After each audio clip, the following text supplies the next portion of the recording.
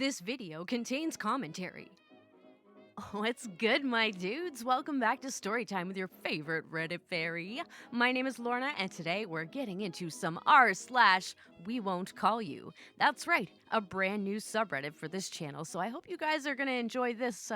We'll see if I decided to do the top stories of the month, to see, kind of give it a feel and see how you guys like it. If you do like it, let me know in the comments below. Don't forget to subscribe for more videos like this, and without further ado, just sit back, relax, and let's get right into it. I do work here, so you don't. Posted by user SlowDanceChart. Originally posted in r/I don't work here lady, because I'm usually a lurker, not a poster. But a commenter made me aware of this sub, which fits this story eerily well. I work in a reception area as an assistant to one of the vice presidents at a fairly large retail company. The reception suite is also the lobby area for two other VPs and the first of several places you go to get to the CEO. They were interviewing potential new executives for a high-ranking position yesterday, and I overhear pretty much all of their conversations, so knew they had already internally decided to hire one particular applicant, and this last interview was just a formality. The CEO does a lot of undercover boss work. She's known for putting on workers' clothes and going into our factories, or going to the call center and handling customer service complaints herself. Her face isn't on the website. She doesn't appear in promotional materials. Plus, she has a gender-neutral name. She's really good at keeping it low-key. The new applicant came and tried to walk past the desk, even though it's set up so it's pretty obvious you need to check in. I said, "Hi, excuse me, do you have an appointment?" And he just kind of grunted. I asked his name and who he was here to see so I could check him in. He just said, "I'm expected." But I kindly insisted I get his name and said something to the effect of, they like to get a heads up even before scheduled appointments to make sure all their ducks are in a row, in the interest of your valuable time. He rolled his eyes and gave me his name, and I realized he was the new executive that they were likely hiring. He'd worked just across the hall when hired, so I wasn't thrilled about that, but tried to keep a calm demeanor because we'd have to get along. He basically would be my boss soon. Within a few seconds of sitting down, he said, "Well, are they coming? Or did you even tell them I'm here?" I had paged the office phone. The person they were seeing was in a meeting that was running late, so I asked if he wanted coffee or water. He asked for a very elaborate coffee drink. All we have are Nescafe pods, but we're supposed to do whatever we can to avoid telling corporate visitors no. So I had someone go out to get his coffee from Starbucks. Not even a thank you when she returned with it for him. The guy is getting increasingly more hostile, asking when his meeting will start, accusing me of bungling the schedule, unplugging our lamp without asking so he could charge his iPad, etc. That's when our CEO comes out. She goes, "I can start my shift early, you hop off." It isn't the first time she's come in pretending to be a receptionist. I deal with a lot of communications from people trying to get to the VPs, and she likes seeing how higher-ups within the company treat us lowly assistants. Couldn't have come at a better time. He snaps his fingers at her and shakes his empty coffee cup to signal he wants a refill. He has his feet on our coffee table. The CEO is seeing all of it. But I realize she doesn't know who the guy is or why he's here, so I think he'll probably end up hired anyways. As I start packing up, the guy begins to complain to her about his meeting running late, and basically says, "I hope you're better at your job than she is." The CEO is immediately turned off by that behavior. She apologizes for the wait and asks him if there is anything she could do to make his experience more pleasant. He says with a straight face, "Well, if you're really committed to excellent service, you could give me a quick blowy." Then cackles in the grossest, most self-satisfied way. Then she gets up and introduces herself, and the guy goes pale as a ghost. He starts trying to say, "You know what, that came out wrong." But she tells him nothing he says now can undo what he's already said, and he'll have to wait for his meeting outside because the employees won't be subjected to that kind of treatment. Dumbstruck, he packs up and heads out.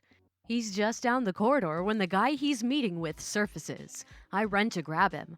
The CEO can't believe such a vulgar guy is meeting with someone so important and asks who he is. She recognizes the name as the one who's been selected as a hire in the emails she CC'd on and goes, "No. Oh, no, no. This guy is a lawsuit waiting to happen.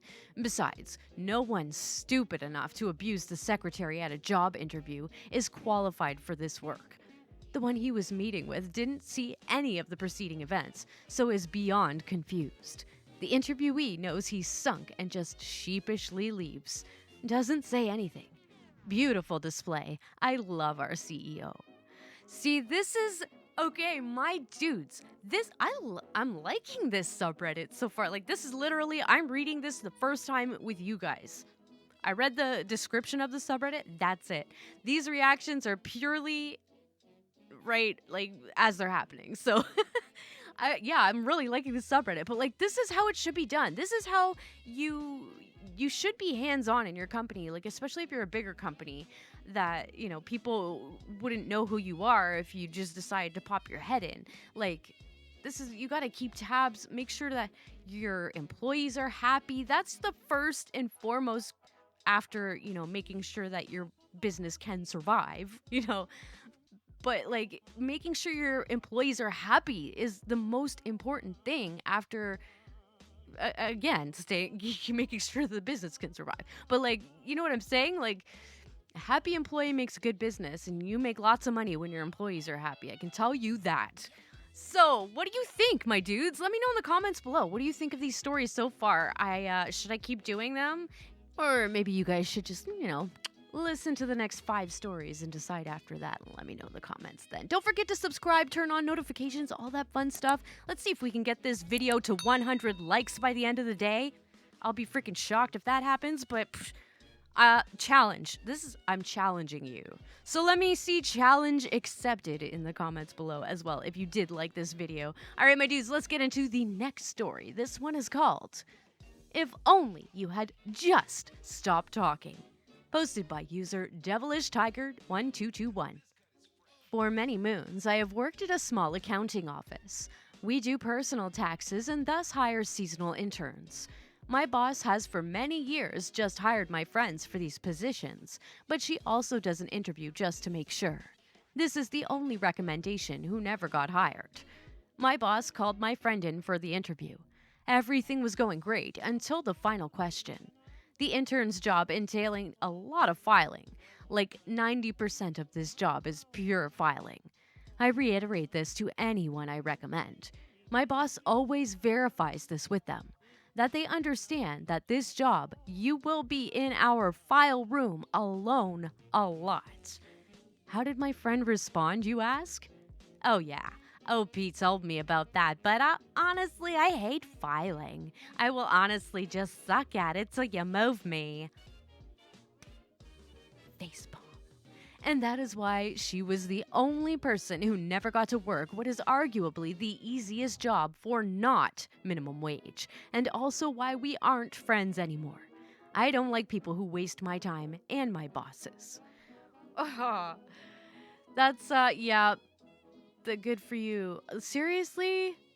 That sounds like an amazing job to someone like me who doesn't want to talk to people. They just want to, other than you guys, because you guys are cool. But I mean, like, for a job, I don't consider what I'm doing here a job. This is a hobby. It's fun. Yeah. And by the way, Debbie Downers and choosing beggar Brendas that seem to be attacking my comments section lately.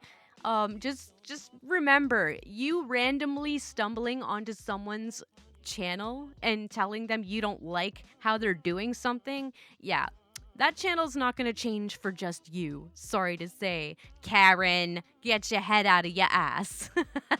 I just had to call out the haters there. Just saying, this is me, not changing. Obviously, people like it, so find another channel that doesn't have a personality. Peace! Let's get into the next story, my dudes. This one is called "Failed in the Last Sentence," posted by user Puffy Blake. So I was interviewing this guy this morning, and he did all right. I have 3 boxes of candidates. Box 1, I'm 99% hiring them before they walk out. Box 2, we will see. And I might think about it overnight. Box 3, nope. This guy was early, answered all my questions okay, but he was a little bit shy. He was hard in box 2, which is okay. Oh boy, okay, yep. Okay, I did that. Let's get back into it. I have some great employees that I hired from the second box. When I stood up to let him go and shook his hand, I said, "Thank you for being on time to your interview today." To which he responded, "Oh, what time was I supposed to get here? I forgot what time the interview was and I decided to show up right now." And a hard box 3. Oh my god. Oh my god. I will never ever stop laughing at sexual innuendos like a 15-year-old boy. I'm sorry, it will never happen. This is me. I've accepted it. So shall you. Eventually, I'm sure. But come on. He set me up. He's like, "He was hard in box 2. Dude, how am I not supposed to react to that? Come on. I fucking love this subreddit, you guys. Oh my god. Oh, it's such a good day today. There's so much snow outside, but like I don't even fucking care. I'm just having a good day, my dudes. I hope you are too. Let's get into the next story. This one is called "Job Applicant Follows HR Lady into a Restaurant." Posted by user Orange Cookies. A job applicant from my HR lady days in Head Start who definitely did not get a call back. This lady stopped by our administrative office to drop off a resume and fill out an application. She also had a brief conversation with a coworker of mine. The coworker told me she thought something was not quite right with the applicant, but she wanted to see what I thought of her resume. I reviewed it. This lady had been a high school teacher, and there was no mention made of any experience with preschool children. We were in the middle of a recession and had over 100 applicants for the position we had open, many of them from candidates with early childhood education degrees or certificates and experience working with preschool children. So this high school teacher got a thanks, but no thanks letter. Most of the time, that was the end of that. But this applicant wouldn't take no for an answer. I got an email from her saying, "I am experienced with preschool. I just did not put any of that experience on my paperwork." Keep in mind that Head Start is a program for disadvantaged children ages 3 to 5 years old. You'd think that if someone had experience working with that age group and was applying for a job working with that age group, they'd put it on their resume or their application. She told me about her experience as a substitute for 4 to 5 months in a child care center, which she quit because she wasn't getting enough hours. But then she said, "I would like to work at Center A, Center B, Center C, and Center D."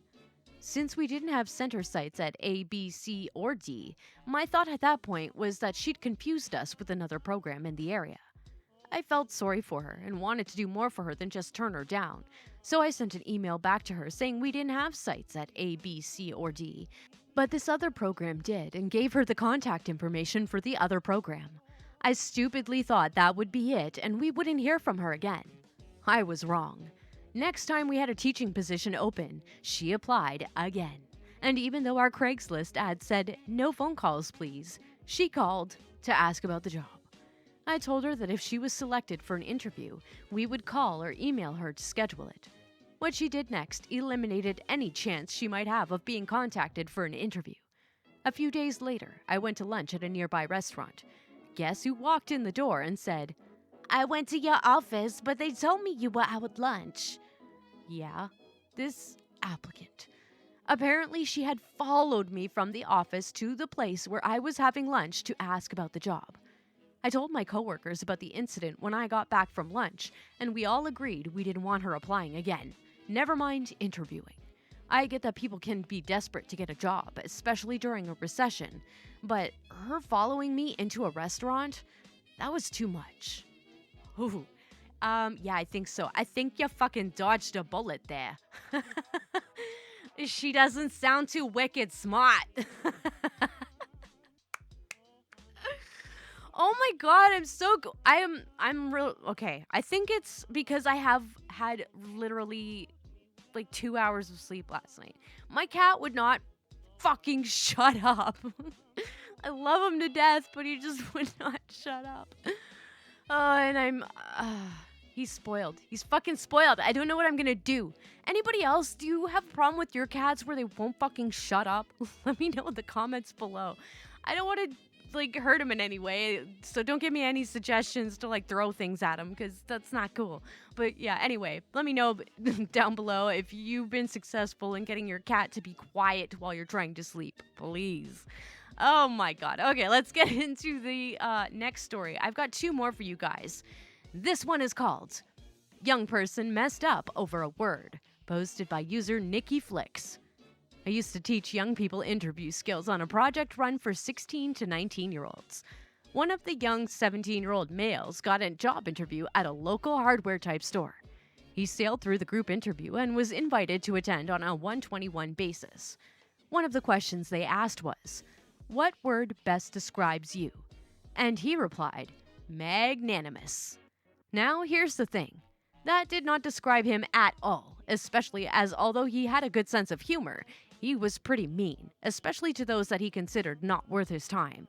However, impressed with his answer, one of the interviewers asked him what he meant, and he replied, "I don't know, you look it up."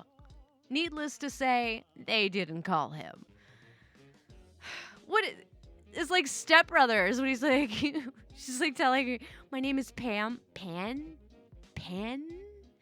Like, you don't just, that's like 101 ways to fail the interview process within the first 5 minutes. You know what I'm saying? Like, what the fuck? You might as well just have sat down and farted, you know? Like, it's verbal diarrhea right there. All right, my dudes, let's get into the last story of the day. This one is called Don't Sexually Assault the Owner's Daughter, posted by user coffee-and-insomnia. Oh, story of my life, my dude. This is a bit of a long one. When I was a teenager, my dad hired me to be the administrative assistant of his office. I basically ran the office anytime he was out on calls. I know more about HVAC now than I ever really wanted to. Anyway, enough backstory. On the real reason you're here. We needed to hire a new tech. Someone who would help out our senior tech as he was an older gentleman and couldn't do as many things as the job required. They didn't even need to be an expert at the job. Just lift things and hold things for our real tech who had 30 years in the industry. So while I was out of town, Dad hired on a new tech. From what I understand, the interview ended in a bar not far from the office. Dad's a bit of a good time guy. My first day back in the office was the new guy's first day on the job. He was going to ride around with Dad for a week to get a feel for it before being taken over by our tech. So I'm catching up with the paperwork I missed while out, and this guy comes in.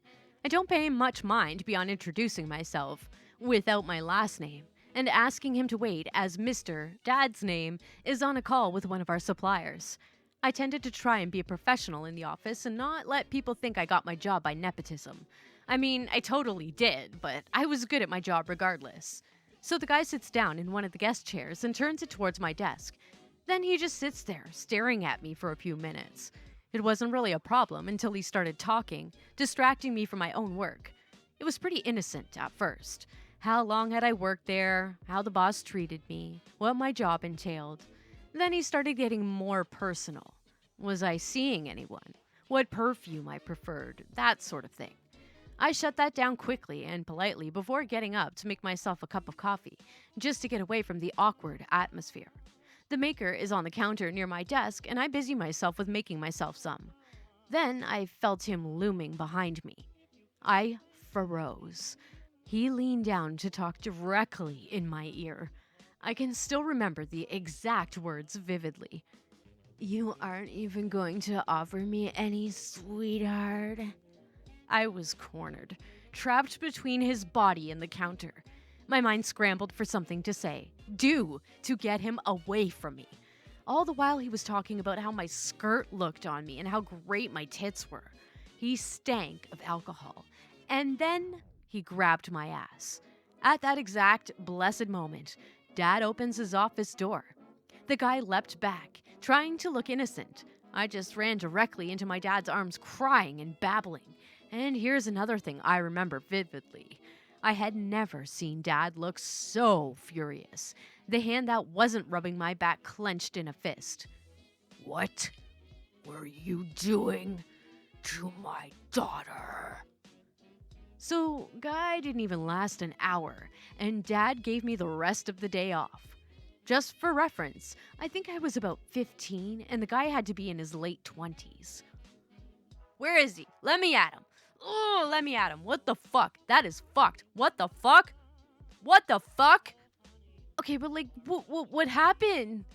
Did he get arrested? Okay, let me see. Okay, so Witness Me to Valhalla said, "Did your dad call the cops?" And Coffee and Insomnia said he did, and it turned into a whole thing with court dates and lawyers and counseling. Not the most fun year of my life, to be honest, but I was thankful for the counseling. Wow, okay, so good thing that they took it seriously, but like, I want to know what happened to the guy. He did actually die. What? Okay, so they said that the guy died. I don't have the full story because my therapist advised that it wouldn't be healthy for me, but Dad keeps tabs on him, and apparently he did not fare well in prison. Which is often the case with child abusers. That's karma right there. That is sweet, sweet karma for you, unfortunately, OP. I'm so sorry you had to go through that. I'm so sorry for anybody who had to go through that, and I'm sorry if this story triggered you. Like I said, I react in real time. I read them in real time, so I'm sorry if I triggered anybody at all there, but I hope you did enjoy these stories for the most part. If you did, please smash that like button. Don't forget to subscribe and turn on notifications for all future videos just like this. And as always, the links to these stories will be in the description, so head on over to Reddit and show those posters some love with some upvotes. You know they deserve it. And don't forget to submit your stories and all that, guys. We're getting so close to 1,000 subscribers. What am I sitting at right now? As of the time of this recording, I'm currently at 794 subscribers, my dudes. So, woohoo! We're almost there. We're almost there. We got 206 to go.